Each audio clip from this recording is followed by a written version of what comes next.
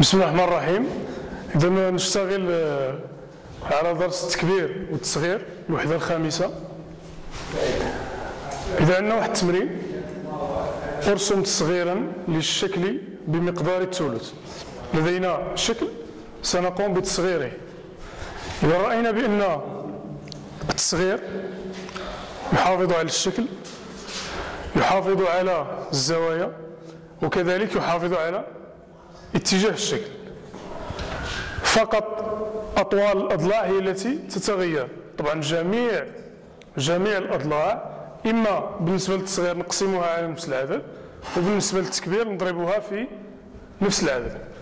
بالنسبة للتمرين طلبوا منا التصغير، بمعنى سنقسم جميع الأطوال على نفس العدد. المقدار اللي طلبوه منا هو الثلث، مقدار الثلث، بمعنى سنقسم جميع أطوال الشكل على 3. إذا أولا نبدأ، طبعا غادي يعتمد على التربيعات كوحدة قياس. بالنسبة للأضلاع كنلاحظوا 3 3 3 3 9 3 3 3. إذا غادي نقسموها على 3، إذا الضلع 3 يصبح 1. طبعا المكان نختار أينما أردت الرسم، لا يهم. اللي مهم هو نحافظ على نسبة الأطوال. إذا عندي الضلع الذي يساوي 3 تربيعات يصبح تربيعة واحدة، والضلع اللي فيه 9 يصبح 3. إذا يماثل هذا الضلع هو هذا الضلع، ثم هذا الضلع، ثم هنا عندي 3. بعد ذلك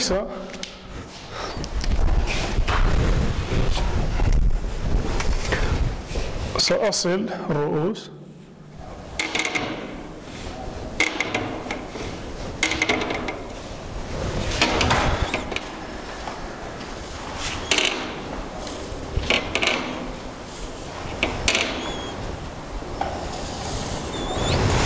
هذا الشكل 1، وهذا الشكل 2.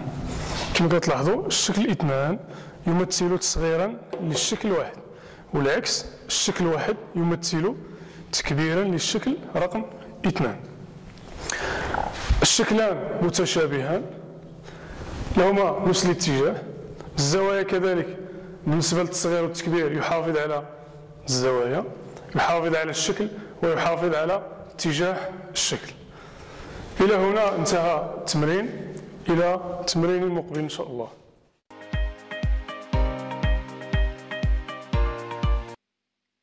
Regarde cette image. Qu'est-ce que tu vois? Tu vois des ordures, une poubelle, des arbres, une forêt. Quel est le titre du texte qu'on va lire? Très bien. Le titre du texte est Protégeons la forêt.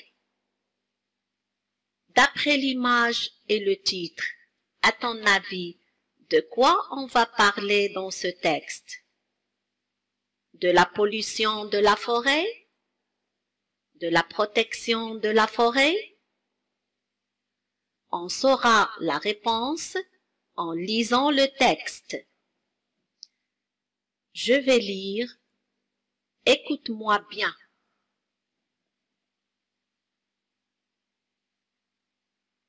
Protégeons la forêt. Nous avons la chance d'avoir de belles forêts. Ce sont les poumons verts de la terre. Malheureusement, elles sont souvent menacées. Agissons donc pour protéger nos forêts. Voici quelques actions que nous pouvons faire. Évitons d'allumer le feu dans la forêt. Mettons les ordures dans les poubelles. Respectons les sentiers réservés pour la marche. Ne cassons pas les branches d'arbres. Cherchons les mots difficiles. Tu as trouvé quoi? Moi, j'ai trouvé les mots poumon, menacé, ordure et sentier. On va expliquer ces mots. Poumon, ce sont les organes de la respiration. Menacé, mise en danger. Ordure, des saletés, des déchets. Sentier, le sentier est un chemin étroit qui nous permet de marcher sans écraser les plantes dans la forêt. Que veut dire l'auteur par cette phrase? Les forêts sont les poumons verts de la terre. Il veut dire que les forêts constituent un lieu de vie pour les animaux, que les forêts nous permettent de respirer de l'air ou les forêts nous donnent du bois.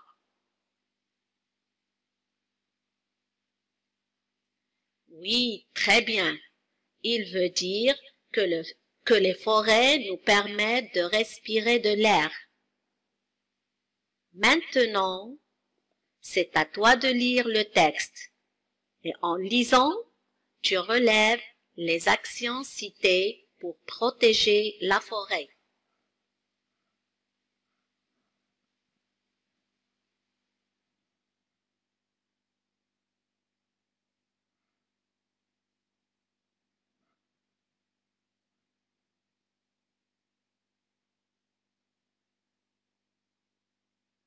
Tu les as relevés?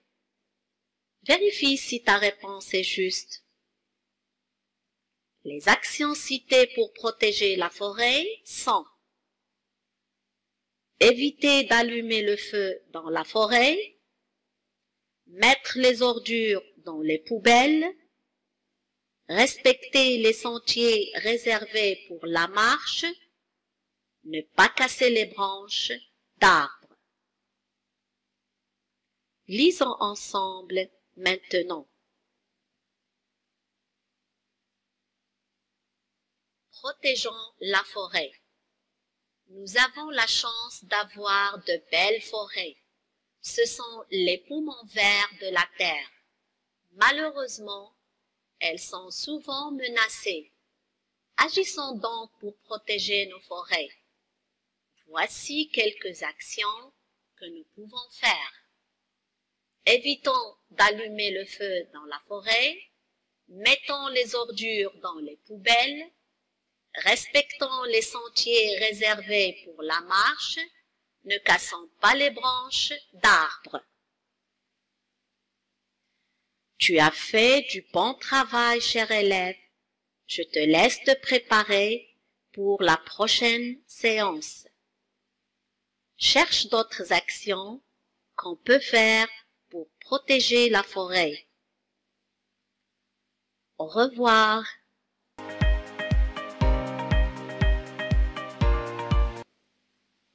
C'est quoi un complément d'objet direct? À quelle question il répond? Le complément d'objet direct complète le sens du verbe. Il répond à la question « Quoi? Qui ?» Très bien. Montre-moi le complément d'objet direct dans cette phrase. Le chat aime les souris. Le complément d'objet direct est les souris. Bravo. Passons maintenant à notre leçon d'aujourd'hui. Observe les phrases suivantes. Est-ce que le chat aime les souris? Oui, le chat aime les souris. Est-ce que les souris aiment le chat? Non, les souris n'aiment pas le chat. Que fait Anis? Anis pose des questions. Et que fait Zineb? Elle répond aux questions. Regarde les réponses de Zineb. Oui, le chat aime les souris. Non, les souris n'aiment pas le chat.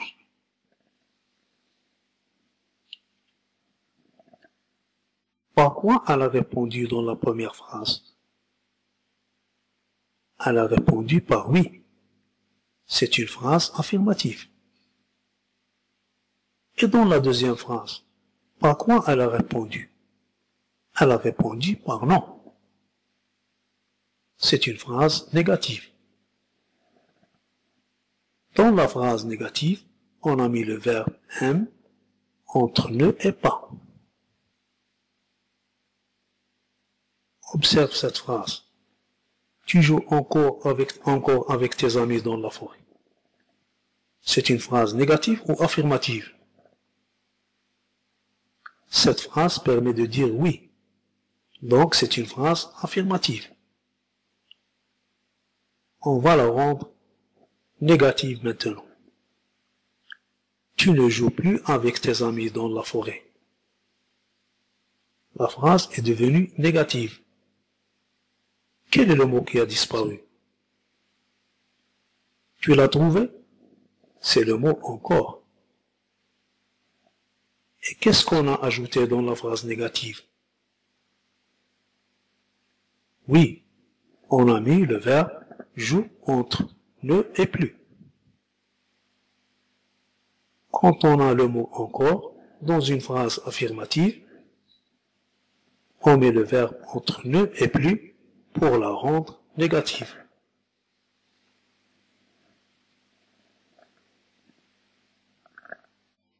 Continuons avec d'autres phrases. Il coupe toujours les branches des arbres. Il ne coupe jamais les branches des arbres. La première phrase permet de dire oui. Elle est affirmative. On l'a rendue négative. Dans la deuxième, elle permet de dire non. Qu'est-ce que tu remarques?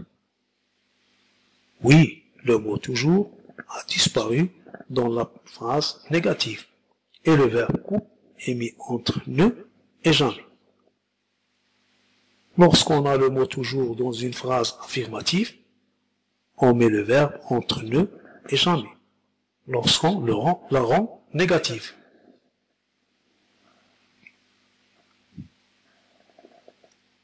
En conclusion, la phrase affirmative permet de dire oui. La phrase négative permet de dire non.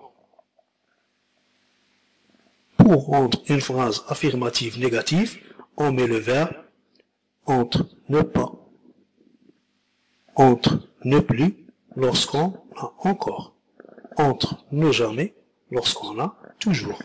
Maintenant, tu peux ouvrir ton livret, tu lis la règle et tu te prépares pour la prochaine séance. Notre séance arrive à sa fin.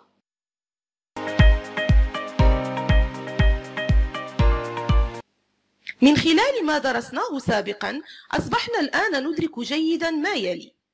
تتميز الحياة المعاصرة بأنشطة إنسانية متعددة في مجالات الصناعة والفلاحة والعمران والسكان. هذه الأنشطة أثرت على البيئة. لمعالجة الموضوع الجديد سوف ننطلق من الوضعية التالية. بعد أن قضى العم إدريس فترة طويلة في فرنسا، عاد إلى المغرب فوجد كل شيء قد تغير، فالغابة والحقول المجاورة لها أصبحت بنايات شاهقة، والنهر الذي كانت تعيش فيه الأسماك قد أصبح مطرحا للنفايات. أعيد قراءة هذه الوضعية. بعد أن قضى العم إدريس فترة طويلة في فرنسا، عاد إلى المغرب فوجد كل شيء قد تغير، فالغابة والحقول المجاورة لها أصبحت بنايات شاهقة، والنهر الذي كانت تعيش فيه الأسماك قد أصبح مطرحا للنفايات. لفهم هذا النص سأطرح عليكم بعض الأسئلة وسنحاول الإجابة عنها معا. لنبدأ. أين كان يعيش العم إدريس في طفولته؟ ممتاز، كان يعيش في المغرب. والآن مع السؤال الثاني، كيف كانت البيئة التي كان يعيش فيها قبل رحيله؟ نعم، كانت البيئة التي كان يعيش فيها قبل رحيله تحتوي على غابة وحقول ونهر تعيش فيه الأسماك.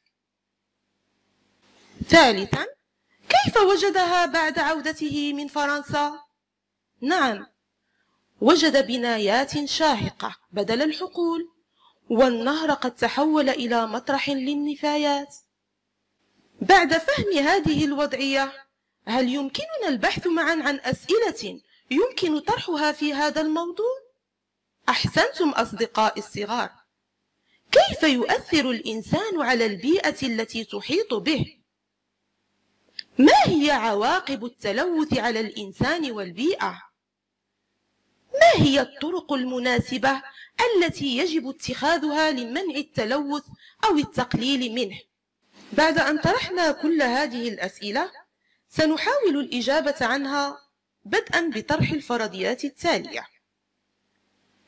سؤالنا الأول كان: كيف يؤثر الإنسان على البيئة التي تحيط به؟ سنفترض أن الإنسان سيؤثر على البيئة التي تحيط به سلبا وإيجابا. سؤالنا الثاني كان: ما هي عواقب التلوث على الإنسان؟ سنفترض ما يلي: ستكون هذه العواقب هي انتشار الأمراض وانقراض الكائنات الحية كالنباتات والأسماك. أما سؤالنا الثالث فكان: ما هي الطرق المناسبة التي يجب اتخاذها لمنع التلوث أو التقليل منه؟ سنفترض ما يلي: التشجير، حماية الغابات، خفض استهلاك الطاقة، اعتماد الطاقة البديلة. سوف نتحقق من هذه الفرضيات.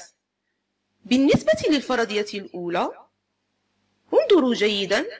من خلال هذه الوثيقة يتبين لنا أن السيارات والمصانع تنتج غازات تلوث الهواء. انظروا جيدا إلى الصورة الثانية. هنا نرى جيدا أن النفايات التي يرميها الإنسان تلوث الأرض. انظروا الصورة الثالثة. لقد تلوث الماء بالمواد السامة، وهذا سيضر بالكائنات الحية التي تعيش فيه مثل الأسماك. لنعد الآن إلى سؤالنا السابق: ما هي طرق منع التلوث أو التقليل منه؟ لقد افترضنا أن من بين هذه الطرق التشجير وحماية الغابات وخفض استهلاك الطاقة واعتماد الطاقة البديلة. لنتحقق من ذلك، انظروا جيدا إلى هذه الخطاطة. إنها تبين بعض طرق الحد من التلوث. نعم، التشجير أو غرس الأشجار هي من بين الطرق الفعالة للحد من التلوث، وكذلك التدوير ومعالجة النفايات، أي بدل رمي النفايات نعالجها ونقوم بإعادة تصنيعها أو تدويرها من أجل استغلالها من جديد. أيضا هناك تصفية المياه العادمة، ثم استعمال الطاقات البديلة كالطاقة الشمسية والرياح. لنعد الآن إلى سؤالنا السابق: ما هي طرق منع التلوث أو التقليل منه؟ لقد افترضنا أن من بين هذه الطرق التشجير وحماية الغابات وخفض استهلاك الطاقة واعتماد الطاقة البديلة. لنتحقق من ذلك، انظروا جيدا إلى هذه الخطاطة. إنها تبين بعض طرق الحد من التلوث. نعم، التشجير أو غرس الأشجار هي من بين الطرق الفعالة للحد من التلوث، وكذلك التدوير ومعالجة النفايات، أي بدل رمي النفايات نعالجها ونقوم بإعادة تصنيعها أو تدويرها من أجل استغلالها من جديد. أيضا هناك تصفية المياه العادمة، ثم استعمال الطاقات البديلة كالطاقة الشمسية والرياح. أخيرا نستنتج ما يلي: يؤثر الإنسان على البيئة التي تحيط به إيجابا، إعادة التدوير وإنشاء المناطق الخضراء والاعتماد على الطاقات المتجددة البديلة كالطاقة الشمسية والطاقة الريحية، كما يؤثر سلبا عليها